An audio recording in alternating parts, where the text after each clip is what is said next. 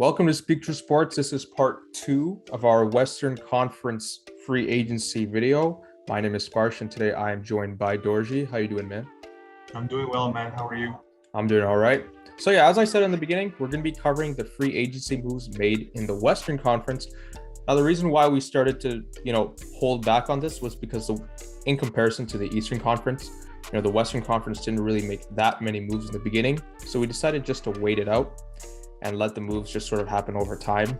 And as that happened, now we have some more content to share with you. So let's just get started. All right, so first team we're going to cover first is the Dallas Mavericks. So players lost in this free agency. Josh Richardson, he was traded. This wasn't really a good experiment by the Dallas Mavericks last year. They had a trade involving Josh Richardson and Seth Curry, where Seth Curry went to the Sixers and they got Josh Richardson in return.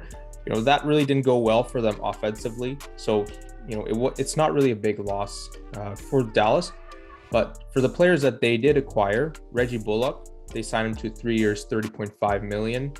And Tim Hardaway Jr., this is one move that was pretty expected. 4 years, extension, $74 million. They got Moses Brown through a trade. Sterling Brown, 2 years, $6.2 million. They add a lot of shooters to this team. So they also have some other depth, aside from Luka. And they re-signed Boban Marjanovic, 1 year minimum. This is a pretty good deal considering his role. He doesn't really play lots of minutes considering his size and athleticism. So this is a good signing by them. And of course, Luka signing the 5-year Supermax extension, $207 million. This was definitely one of the more interesting moves of this free agency, especially because there was lots of doubts as where, Luka could go. There wasn't really any certainty between Luka and the front office, especially considering the moves that have been happening, like Rick Carlisle leaving and then the president sort of resigning, right? That created lots of uncertainty within the Mavs office. And, to have Luka sign that Supermax, it does give some good reassurance to Dallas fans. But at the same time, this isn't really the type of moves that, would convince every single player that is considering to sign that sort of max to stay. So we got to see later in the future if Mark Cuban can acquire some other stars to pair with Luka instead of Kristaps Porzingis. All right, for the Denver Nuggets, they made some decent signings. First of all, they lost JaVale McGee. He walked to the Phoenix Suns. It wasn't too bad of a loss. I mean, he was a pretty decent center for the Lakers before, and also the Warriors. But he's kind of just lost some of his minutes. As for the players they acquired, they drafted Nah'Shon Hyland, or known as Bones, and he's been doing well in the summer league. I believe yesterday he had a pretty decent showing. They re-signed Will Barton for a 2-year extension worth $10 million. This is a good signing for them as he's one of their best all-around scorers, especially off the bench. So that really helps their bench scoring. JaMychal Green, another good bench player, 2-year extension worth $17 million. He could spread the floor. He could he has great size for a power forward, and he's a pretty decent defender. And Jeff Green, this is arguably their best 2-year, $10 million from the Brooklyn Nets. As he's a pretty versatile player. Jeff Green, he could shoot. He's an all-right defender. He could also rebound, as he was playing center for the Nets last season for some small ball lineups. And Austin Rivers re-signed for a 1-year extension on a minimum. So in general, they had a decent offseason. Just adding more players for Jokic to thrive off of. So yeah, some decent moves for Denver. Now, the Golden State Warriors, this was a really great sort of offseason for them, especially starting right from the draft.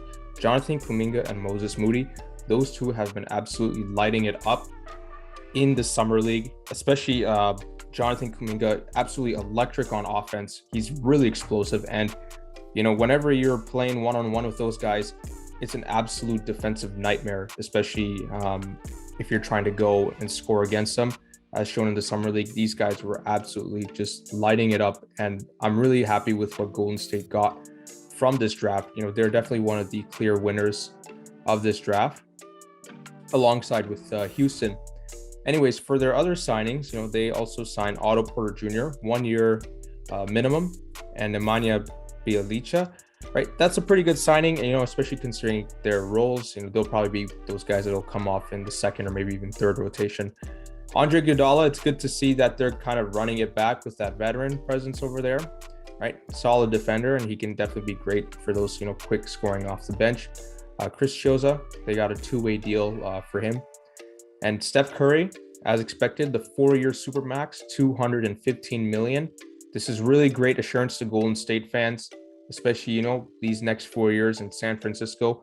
We have Steph Curry, whose play style definitely doesn't age poorly, right? This guy, he can definitely play for a lot of years in the league. So it's really good to see that, he's opted into that 4-year deal. It's going to be a really exciting time for Golden State fans, especially with the development of Kuminga, Moody, Wiggins as well. And especially with Klay coming back as well, this team is definitely going to be one of those teams that'll definitely rise up back in the Western Conference standings, especially after those 2 years where they've been sort of dealing a lot with the injuries. Now, if the players lost, Kent Bazemore, he walked and went to the Lakers. Kelly Oubre Jr. also walked as well. But the biggest sort of loss from them was Eric Paschall to the Jazz. I honestly did not really see this happening.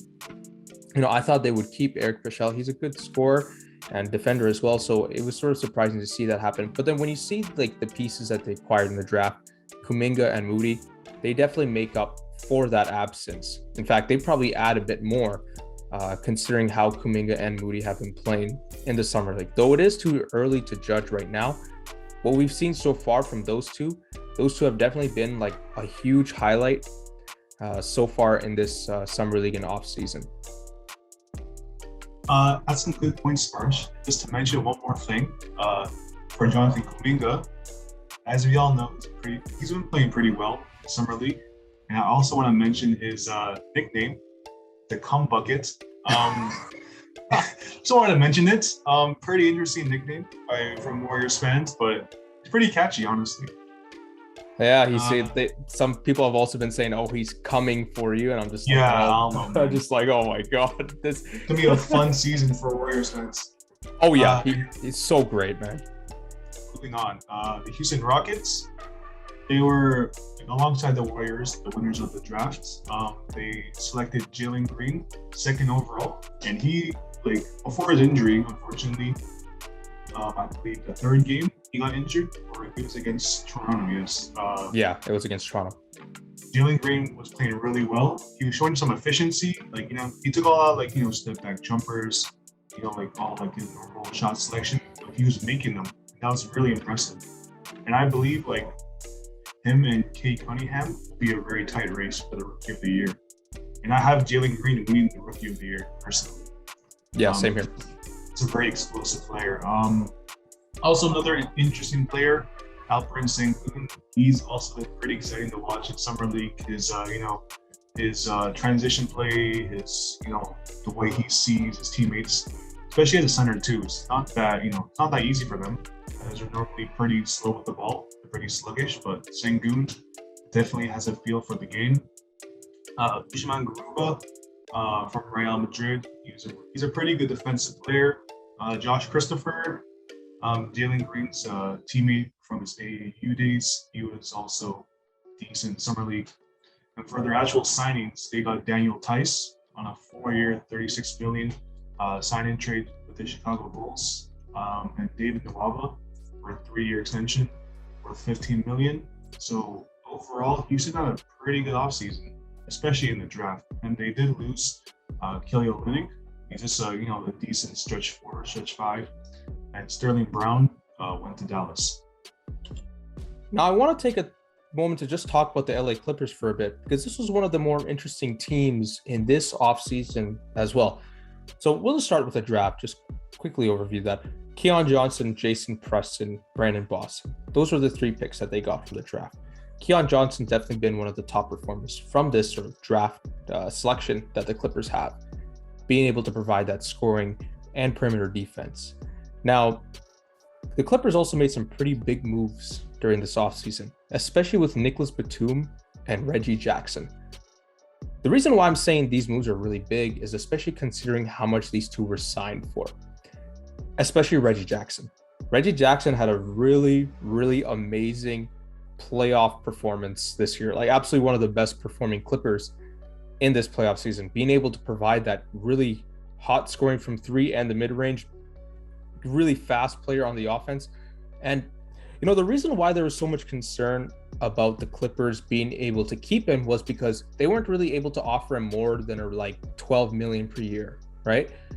So this was really concerning, especially after that playoff performance. He became one of the more attractive players on the free agent market. Some teams were rumored to want to offer him like 20 million, but for the Clippers to really get him at 2 years, 22 million, this is a really great signing for them, because he and Nicholas Batum as well are definitely those two players that play much more than what their contract is worth, right? Reggie Jackson, he's able to provide that scoring, and Nicholas Batum, he's really able to stretch the floor and provide that great defense as well. We saw Nicholas Batum in the Olympics being able to provide that clutch defense to bring France to the gold medal matchup against USA. Of course, France got silver in that, but again, that was a really great defensive play by him. And, this is something that you see a lot from Nicholas Batum. It's not like a one-time show kind of thing. He's one of those guys that can really stretch the floor, shoot it from three, and he can really move around fast on defense as well. Justin Winslow, they also got him on a 2-year deal. Eric Bledsoe, they got him through a trade. We'll talk more about that in a bit. But the biggest acquisition, of course, is Kawhi Leonard, being able to sign him for a 4-year extension of $176.3 million. The Clippers definitely could have been able to give him more, especially if he went in a 1-year deal and then went for another max later on. But, there are some risks behind that as well, right? Because we weren't sure, if Kawhi would be like going into the 1 year, reevaluating the situation again, and possibly going to another team later on in another free agency. There was also lots of rumors that he was willing to listen to other teams as well. So it's like there wasn't really much uncertainty about what he would do. He's one of those players that can really take his time, especially with, figuring out where he wants to go. He's one of those last players to sort of make his decision. And I don't blame him for that, right? Not everybody makes their decisions quickly, but that's just who he is. Anyways, 4 years, $176.3 million. Great signing by the Clippers, especially for the price and the duration. Now, the key term is like the duration, of course, because you provide that reassurance for Clippers fans, and it shows that he wants to run it back, not just for a year, but also for the next few years. Him, Paul George, Jackson, and all those other key role players, they were definitely contenders in the West, and I don't really see them going anywhere. This was one of the teams that could have easily made it to the finals if it wasn't for the Kawhi injury. They were so close. They beat that number 1 seed Utah team, number 1 in the NBA. And unfortunately, with Kawhi's injury, they still took the Suns like 6 games, right? This is a team that is very deep, really great shooting from three, really great perimeter defense. And I'm really happy that the Clippers were able to keep him. This is great news for Clippers fans. Now, players lost. Previously, when we first record this, there weren't really any losses for the Clippers. But now, as of yesterday, prior to this recording, the Clippers traded Patrick Beverley and Rajon Rondo to Memphis to get Eric Bledsoe. This is a pretty interesting sort of move that happened because, lots of people were thinking that Patrick Beverley would stay, maybe even Rajon Rondo, they'd probably run it back with those two. But, now that I look back at this trade deal that happened, I'm not surprised that those two were traded, especially, we'll start off with Rajon Rondo first. We'll talk about him.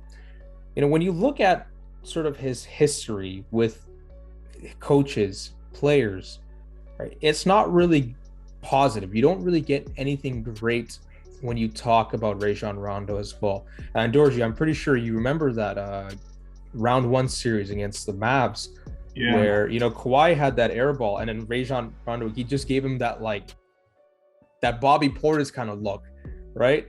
And it's just like, yeah, I'm probably overreacting to one moment. But when you see the history that he's had with, players and coaches, and even some coaches just saying he's straight up, uncoachable, a player of that caliber that you don't want to coach, right? It's tough, and when you look at coaches like Ty Lue, he's really great at putting authority onto his players and just being straight up and affirmative with them. He's one of those players that will even just, tell LeBron, hey man, let me run this show. I can do this, right? And to his credit, he's one of the best coaches in the NBA right now. So, this might have been sort of something that transpired, these past few months throughout this season. And now with Patrick Beverley, we'll talk about him because, while he has had those, hot moments in the playoffs, especially against the Suns, providing that on-ball defense against Chris Paul and Devin Booker, really being able to clamp up those two at times. There's also been sort of lots of, really unprofessional plays, you could say, by him, and lots of other inconsistencies with Patrick Beverley and, on the offense and even sometimes on defense as well. It's unfortunate because after this playoff ended for the Clippers, Patrick Beverley is now remembered as that guy who just, pushed Chris Paul all of a sudden. It's just like, wait, what do you have to do that for? And then he comes out like a day later. He's like, oh, sorry, it wasn't meant for you, bro. And I was like, wait, then who are you trying to push, right? It doesn't make any sense. And, he's also had those moments, he's like mocking the players and stuff. Doesn't really suit well with that identity, for the Clippers. And, especially, considering his inconsistencies as well, he's out for the Clippers. And, when they get Eric Bledsoe, I'm like, okay, so they added sort of a, an older guy who's really tough and he's pretty great defensively. But that is really blemished by his poor performances, especially in the playoffs. Those key performances, especially in the Bucks, when he was there, he had years where he shot like 17 and 22% from three. People really thought that getting Eric Bledsoe from Phoenix to Milwaukee would seal the deal, but it didn't, right? That wasn't what it went as expected. And now that the Clippers got him, and I'm not really sure what's going to happen. I'm not sure if they're going to keep him long term or if this is sort of another thing that's going to be involved in the trade later on. But I'm not like, this trade that sort of happened, it's not really like a big momentum changer, right? So we'll see what happens later with the Clippers. So moving on to the other LA team, the Lakers, they made a lot of moves, in terms of acquired players and the players they lost. So I'll start with the players that they got. So their biggest move was obviously Russell Westbrook. They got him from the Washington Wizards via trade. Pretty good trade for the Lakers. They definitely needed a better point guard, and he certainly fills that role. That was left by Schroeder. Schroeder wasn't that good. Like, he was an okay scorer, but like he's not a really good playmaker. And Westbrook is like an all-around point guard. He could score, he could defend, he could rebound, and he could facilitate. So that's pretty much all you need. And playing alongside LeBron will definitely be a little interesting, as they're both pretty ball dominant. But I expect Russ to take a slightly off-ball approach to make them better, as if they're both, same with like the Harden situation a few years ago. If they're both ball dominant, it will not really work later on. I mean, like, he played well in Houston, but in the playoffs, like, you saw how, like, they just exchange turns, like trying to score. It doesn't really work like that. So hopefully it becomes a little more off ball. And Dwight Howard came back for the third time. Pretty good signing as Drummond left, and I believe that Dwight Howard is better than Drummond. As he's obviously a good rebounder. He's still an athletic, player. His defense is nice. So, and Ken Bazemore and Wayne Ellington, just two shooters off the bench for pretty good deals. Trevor Ariza, another veteran, he's back on the Lakers. Carmelo Anthony, they got him for a cheap deal from the Blazers.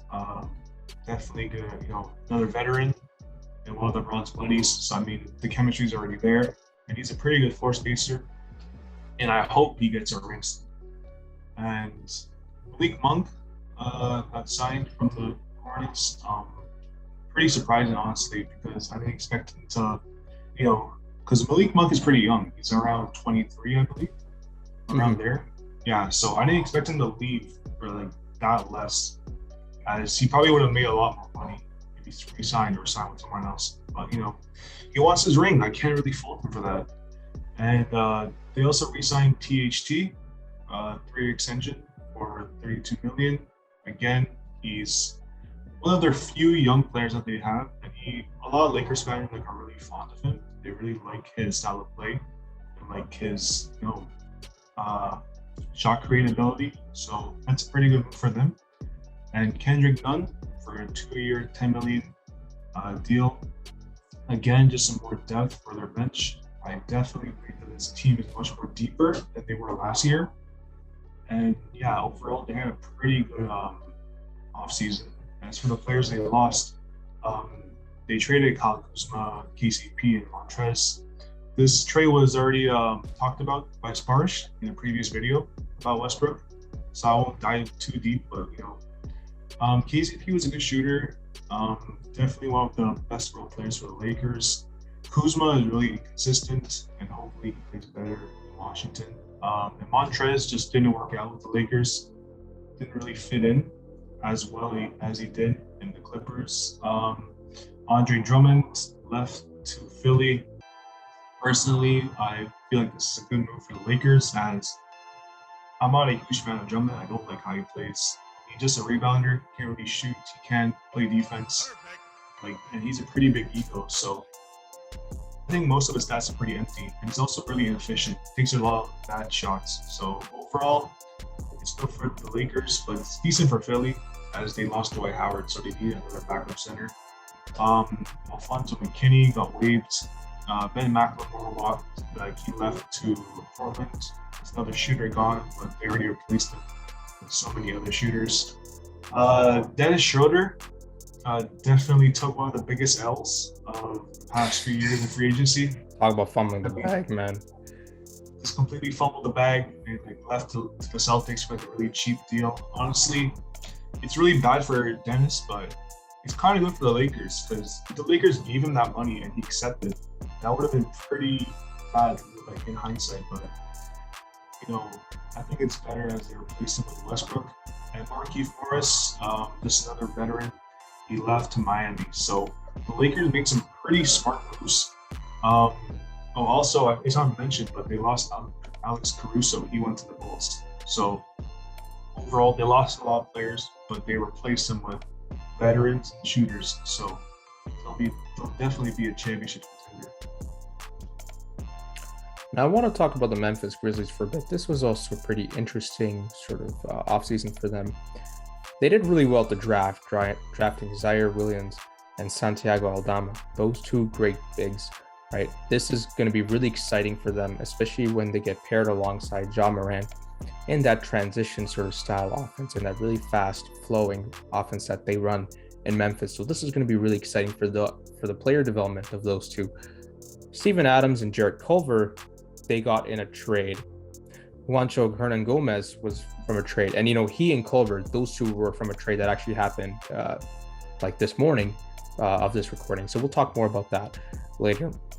They also got Daniel Oturu and Rajon Rondo from a trade. Rajon Rondo would be pretty good, actually, to have alongside Ja Morant. Definitely a veteran playmaking guard. And, there's been quotes of Ja Morant saying that, he really admired Rajon Rondo, growing up as he was, developing his basketball. And he said, Rajon Rondo was the one person that made me fall in love with, passing the ball. So this would definitely be great sort of mentorship for Ja Morant. As a result of this, they lose Jonas Valanciunas, Eric Bledsoe, and Patrick Beverley. Even though he was traded to Memphis, we mentioned that he was traded again in another move that we'll talk about later. With Jonas Valanciunas and Eric Bledsoe kind of gone, now they're sort of reorienting their team to sort of have a younger sort of squad with some, veterans, but more so with like a mentor style role to them. So we can see that, this Memphis team, they're definitely more sort of looking into the development of their squad. And this is a team that's definitely going to be extremely exciting, in the next few years to come, especially when you look at their performance this year. They were really close to making it at the play-in first, but then after that, they managed to, win against the Warriors. And then, unfortunately, they played Utah. And of course, against the number 1 seed, they still were able to take a game against them. And this is great for the development of Memphis for sure. All right, so for the Minnesota Timberwolves, so for our prior recording, this slide was practically empty.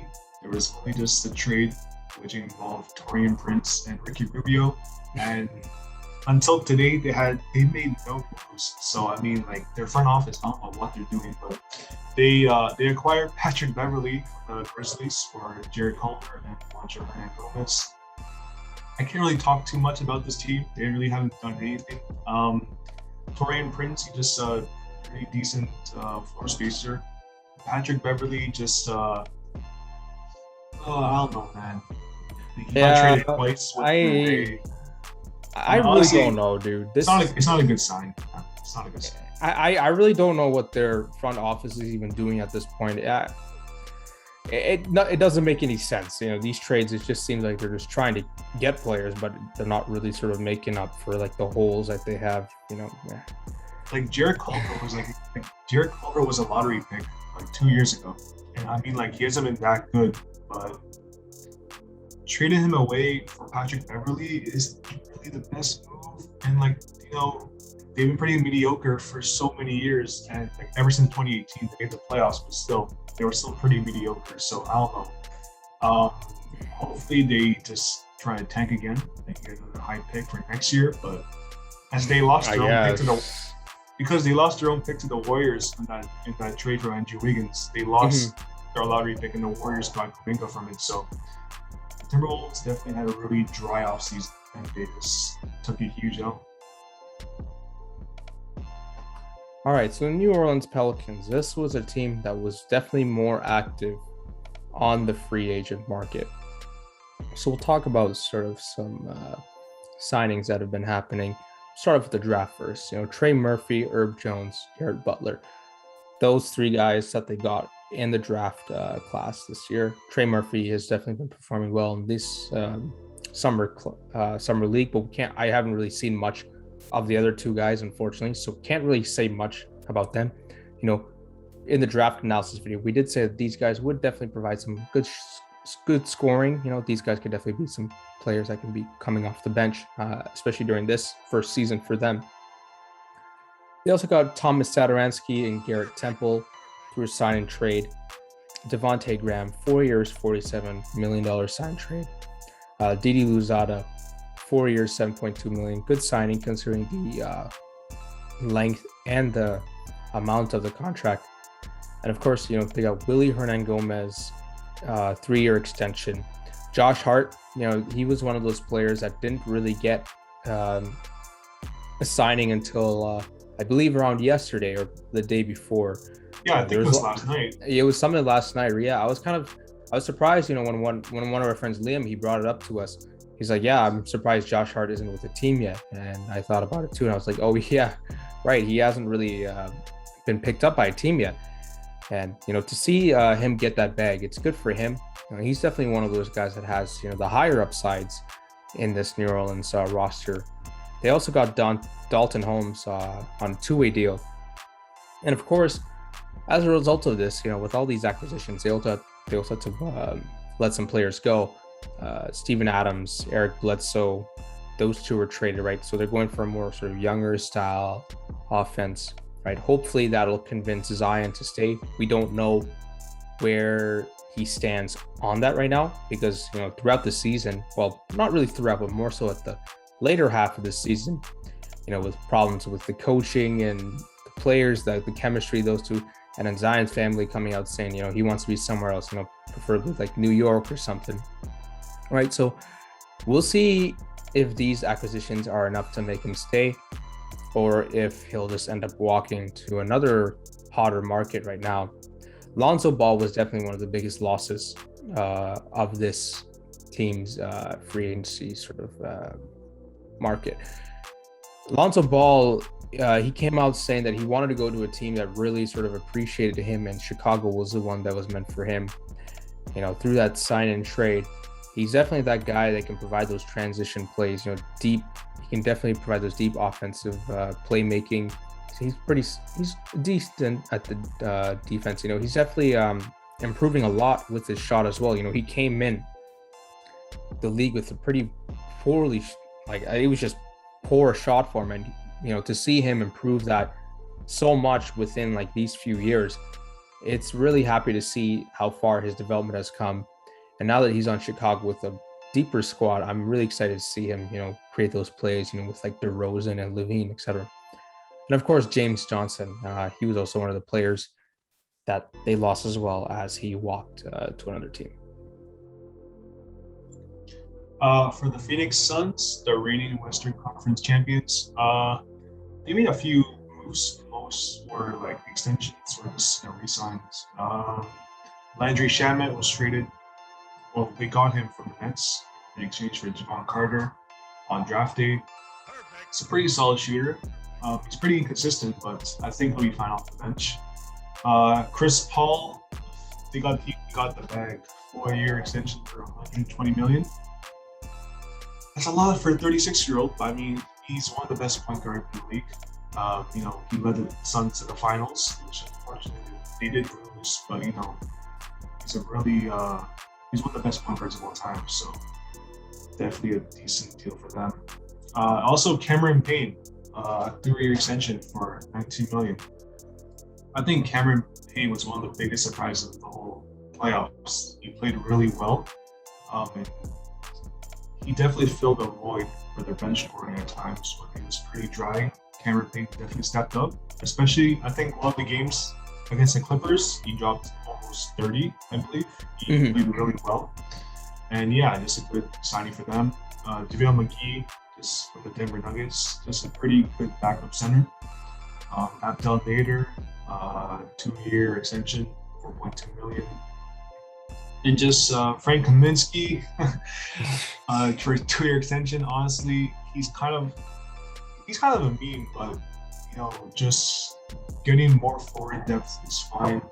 And he could shoot on occasion. He's not a bad 3-point shooter. And they brought back the legend of Payton for 1 year veterans minimum. So overall, they just mainly got some extensions for the players acquired. And as I mentioned before, they traded Javon Carter, and Torrey Craig left to Indiana, which was a pretty kind of big loss. This Torrey Craig is pretty good. He's a pretty decent shooter. He's a good defender. So, you know, those 3 team players are pretty valuable in today's NBA. So overall, Phoenix, I think they'll contend again. I don't think they'll make the finals again unless, you know, injuries happen, but they're still a very good, solid team. All right, the Portland Trailblazers this offseason, you could say, is honestly a disappointment. You know, there's been a lot of uncertainty revolving around Damian Lillard, and you know, we'll talk about him for a bit because, you know, one of the best guards in this league, you know, and especially scoring first guards as well. He's like Steph Curry, being able to shoot it from literally anywhere. You know, you got to really start guarding him even before half court, because this guy can definitely shoot from the logo. And you know, when you see the losses that Portland had, Carmelo Anthony, you know, he walked. Hassan Whiteside also walked. Enes Kanter walked. Zach Collins, you know, walked. They didn't really lose any players through trades, but you know, all these players are just sort of leaving, and they're not really getting much in return for that. Greg Brown, Norman Powell was one of the better moves of this offseason. 5 years, $90 million. Good for him to get that bag. Well deserved. But Cody Zeller, Tony Snell, Ben McLemore. I can say that Ben McLemore was like the best signing. He's a really great 3-point shooter. But when I look at these sort of signings that Portland made, is it enough to make him want to stay? I predict even if he does stay, I mean, he's too loyal to a fault. Even if he does stay, I have a feeling like this sort of experiment will just last maybe one more year. Damian Lillard, that time is starting to, come closer, right? He's around like 30. And it's about time that, he should go and get on a team to compete for a ring, because that championship window is starting to close pretty soon if he doesn't go anywhere else. I mean, if he's stuck with Portland in this sort of roster, I really don't think they'll make it far. Maybe they'll win the first round. I don't know, especially considering like the West. I mean, if they win the first round, it's probably going to be some sort of crazy fluke. But when you look at the team this season, or like this previous season, they weren't even able to beat the Nuggets without Jamal Murray. And Portland has a really talented roster, but it's just, the sum of the pieces is not greater than all of just like the individual talent. It's just these players are just not really utilized correctly at all. And I mean, with the new coaching change, maybe that'll do something. I mean, honestly, anything is probably better than Terry Stotts. But yeah, I'm not sure. This doesn't really look too promising for Portland fans. And just to go off your point, Sparsh, about Dame, in my opinion, I don't think he'll be traded this year. He's a little too loyal to request a trade straight out. Yeah. But if they somehow disappoint and just have like an underwhelming season again, I expect the front office to maybe just enter the rebuild stage and probably trade him to a contender. Yeah, I agree. Because honestly, like for like the past few years, like Portland, they've been like a pretty average team. They win some rounds, they lose early. So I believe they're kind of wasting his prime right now. I think he's around 30 or turning 31. So I believe this is probably his last year to actually contend. Sacramento Kings, they're actually going to be in the Summer League final tonight against the Boston Celtics. They went 4-0. Honestly, I'm pretty happy for Sacramento. They're young players, I'll mention right now. Davion Mitchell, drafted 9th overall. Even though I stated that he wasn't really that good of a fit for them. Like, he's a good player, don't get me wrong, but he doesn't really fit their system. They already have Halliburton and De'Aaron Fox and Buddy Hield for right now, and Terrence Davis. So they have 4 guards already, and Davion's an undersized guard who's about to turn 23 next month.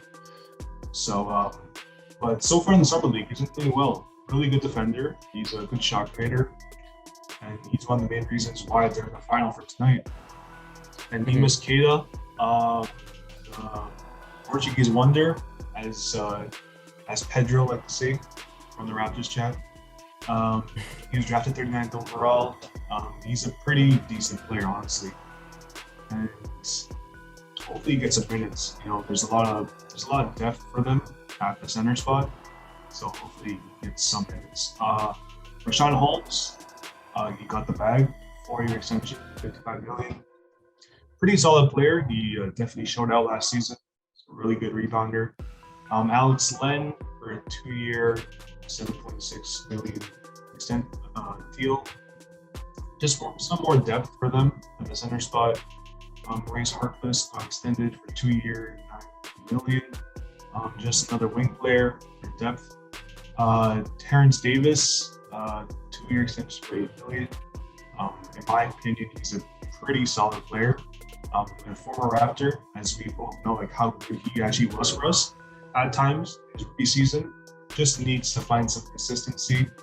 Definitely worth more than the bag that he signed for. That's for sure. Yes. Yeah. So just hopefully he just finds some consistency. He'll probably get some more minutes.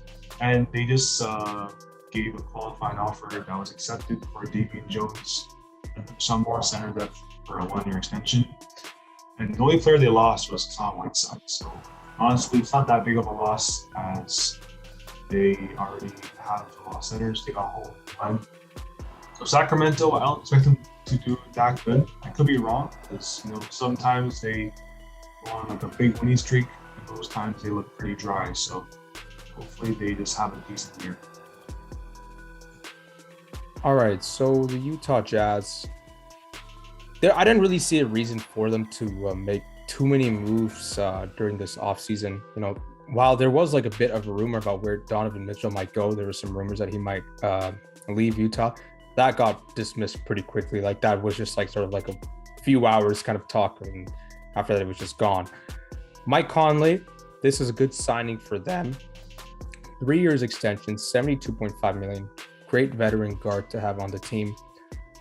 If he wasn't injured for most of that Clippers series, this could have been the turning point for them to get them, to the Western Conference Finals and